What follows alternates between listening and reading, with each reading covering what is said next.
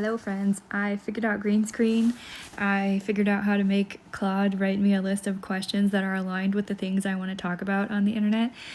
I decided that in the last few days of 2025, one thing I want to work on is getting more comfortable in front of the camera and getting better at talking off the cuff about the things that I care about and that I want to talk about on the internet.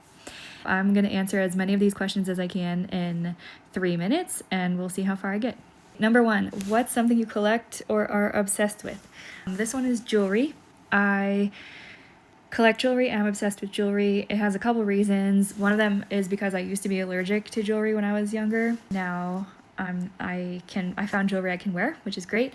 The second reason is because of the history of jewelry. I am really passionate about the way that jewelry used to be used to enable women to have financial independence throughout history. Previously, women couldn't have bank accounts, so jewelry was a way that they could have something of value attached to their bodies in order to give themselves financial security throughout any experiences that they were going through.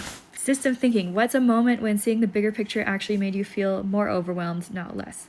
I think seeing the bigger picture usually makes me feel more overwhelmed. Typically what I do when I zoom out and look at the big picture, I'm like, everything's connected to each other. It's this giant hairball, messy thing, is two things. I either try to think of that interconnection as being a positive thing, so use that interconnection to try to find leverage points where some small intervention can have a big ripple effect. That's not always possible. Sometimes that's overwhelming too. The next thing I do is try to learn more, try to understand the problem more deeply, or understand what other people are already doing about the problem, see if I can see any other ways into the knot. The third thing I typically do is then zoom back in and get out of the bigger picture and look at the minutia and details. 30 seconds. What imposter syndrome do you deal with because of being multi-passionate? Every imposter syndrome. I feel like being multi-passionate lends itself well to imposter syndrome.